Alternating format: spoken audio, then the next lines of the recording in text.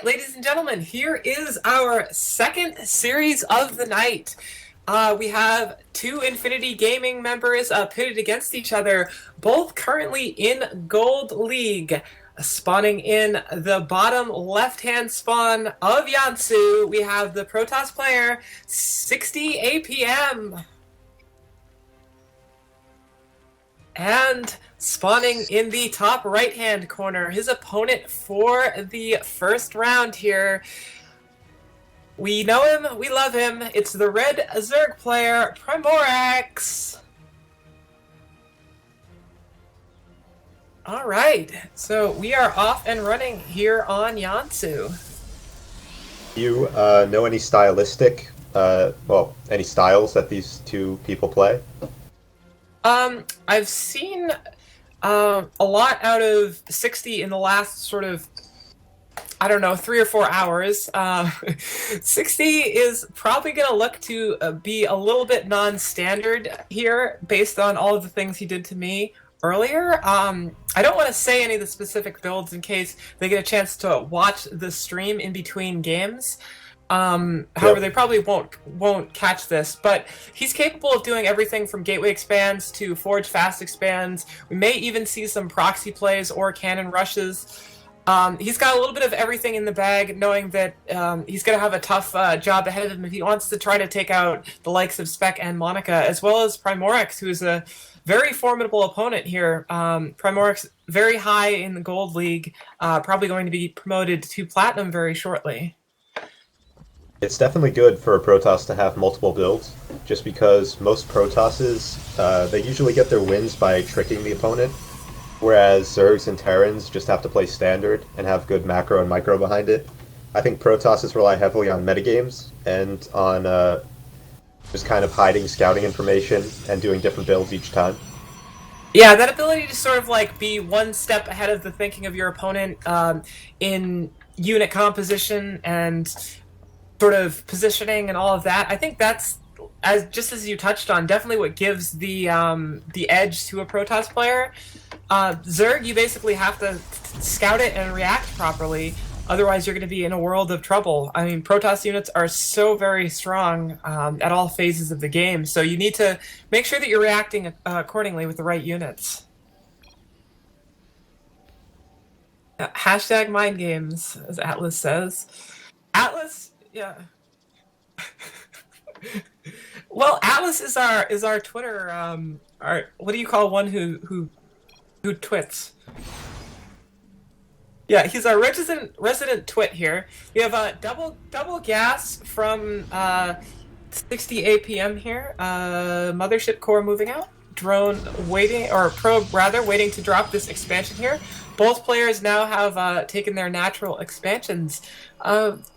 Mike, where do you think this is going to go from here? It looks like a pretty standard game so far. We're actually going to see right now whether 60APM chooses to go for a Naniwal build, which is a 4-gate following the expansion. Yeah, or some I'm kind going of to bet tech. it's going to be exactly that, because that's one of the things that I saw in practice here. So we expect to see 3 gateways followed by some pressure here coming up. Gateways to complete the wall, and looks like he does not have any probes out on the field trying to put a proxy pylon down as of yet. I don't know why he only has 1 worker in gas at each of his geysers. It might just be to optimize his mineral income. I don't know that either. That's so weird. Yeah, I think he probably did that to get out, to be able to get out these. This is a new build for 60, so he may not have quite worked out all the fine-tunings of the timing. So I think he just did that so that he has a chance to get these gateways back up. Be interesting to see if he remembers to put probes back in those geysers, or whether he's just going to go with a very zealot-heavy composition. I mean, he's sending 2 probes out now, which is a pretty big tell that you're doing some kind of gateway attack. I mean, if you want to get the pylons down. Yep, So... Primorix spots this instantly with his Zerglings. He's been doing a great job. Primorix is a player who's known for his great ability to control the map and have vision of everything. So apparently not vision of enough. There's a pylon going down here right next to Primorix's 3rd. If he doesn't spot that, he could be in a lot of trouble. He does see it. Some lings are on the way. There we go. All right, lings are on the way. This pylon probably will not be able to complete a warp in here. Plenty of Lings devouring it.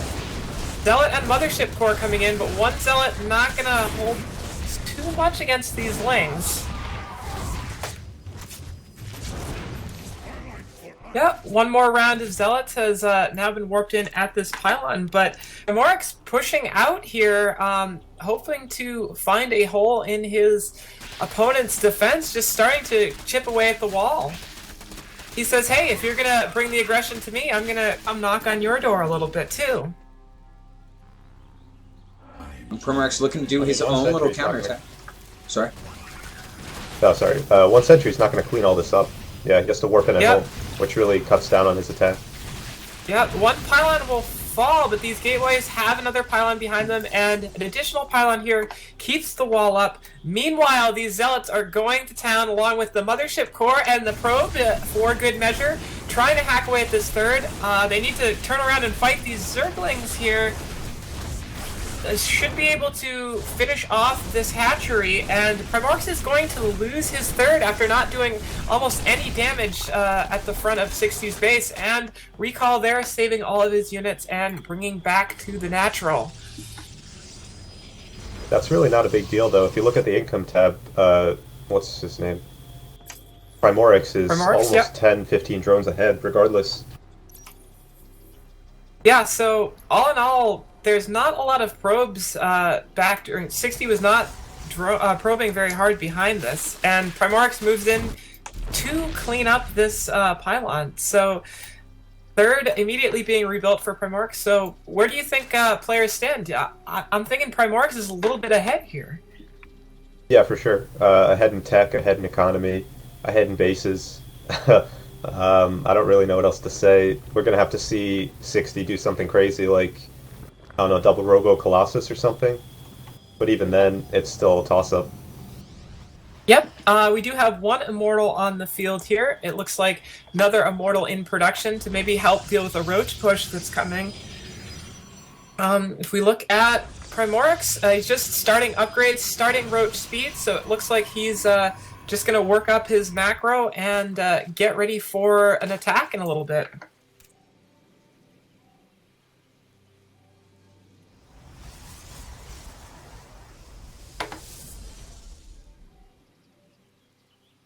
Well, we'll take this quick second as we deal with a little bit of Atlas lag here to take a moment and thank our two sponsors for this tournament. As always, a big shout out to Z33K, our tournament sponsors. Zeke, you can check them out at z33k.com.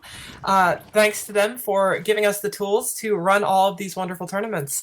And also, would like to thank our sponsor, GGTracker. You can find them at GGTracker.com. And for those of you who aren't familiar with them, it's a great website to offer a little bit of coaching and insight on statistics of your StarCraft game. You upload replays, and it'll tell you all sorts of useful statistics, saturation times of bases, army composition, spending skill, how well you're macroing, and it's a great tool to learn to become a better player. So yeah, like I said, he's going double Robo Colossus. I think it might have been because he scouted the Roach Hydra. The thing is, though, this is going to have to hit a pretty quick timing, because otherwise Vipers are going to be out, and then this composition just falls flat completely.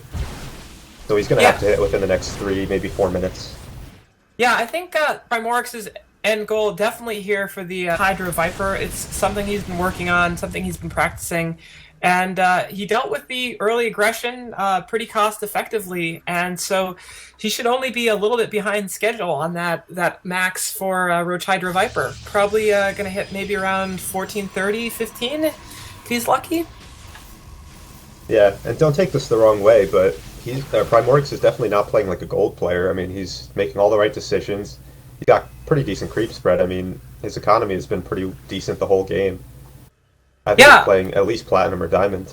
Yeah, Primorix is a very strong player, and actually ZVP his worst matchup right now. Oh, well. But he does practice quite a bit. One of the top members of the B team, and probably...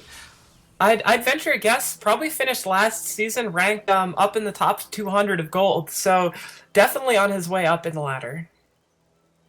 Yeah, I'm not liking this move out, though. I mean, he's getting Vipers, so there's really no reason to push out. If he does, I think his whole army is going to get killed. Yeah, this is not quite enough. I think he's definitely hoping to deny this third, but the longer he waits, the more Colossi they're going to be on the field here. Well, the thing is, he hasn't even scouted the Robo. I mean, he might have seen an Immortal, but he hasn't seen the Colossi for sure. Yep. A little bit of a premature time warp there. Just going to glow brightly with nobody in it. Definitely not something Primorix is too worried about, but it keeps him from poking back in. Meanwhile, Primorix getting a fourth base up. Geyser's already being mined from here. Primorix desperately looking to get that little bit of extra gas to push this hive-tech composition into this timing. So it looks like he's gearing up. Doesn't have the Vipers yet, so he's gonna need those before he engages this. Vipers finally making their way across the map. They do have enough energy for those very useful abducts, and 60 is just going to push right into this, dropping 2 time warps on it. One Colossus gets pulled, focused down, the second Colossus falling here, and Primorix is in great shape here. He's dismantled some of the higher value units. Most of his army is still alive. Important Vipers, very gas-heavy units there, still alive. Primorix still maxed and looking to do a little bit more damage here. Yeah, this is 1-1, 1-1 upgrades for 0-0, Hive Tech versus just Gateway and Immortals, so yeah, this should be over. Yep, and we can see the Immortals just getting plucked out of the army of 60 here. Hydra's just tearing apart these Immortals and Stalkers. More units streaming across the field behind all this. 2 Colossi come down from those double Robos, able to scare these Hydras off a little bit, but I think they should just move over and target fire these instead of just running around and getting fried. Reinforcements now bolstering the strength. Primorix deciding to push in, snipes one of the Colossus, and deciding to pull back a bit. I think if he continued the pressure there, he could have definitely gotten another snipe on this Colossus. It's actually transitioning into Ultralisks, which I find kind of funny, especially because he doesn't really have to. I mean, he could just continue making Roche Hydras and the game would still be over. Yep, focusing down this Colossi, a bit of a lack of control there for 60, not pulling that Colossus back. Gateway's falling here at the front of the natural, and upon seeing the Colossus, Primorix pulls back a little bit to wait for all of his reinforcements streaming across the field. Primorix doing a fabulous job here with his macro, keeping this army maxed and keeping reinforcements coming. Meanwhile, Zergling's running into the third of 60 as Primorix moves his main army up into the natural here. Poised to take down both of these bases. And there's the GG from 60. Too much, too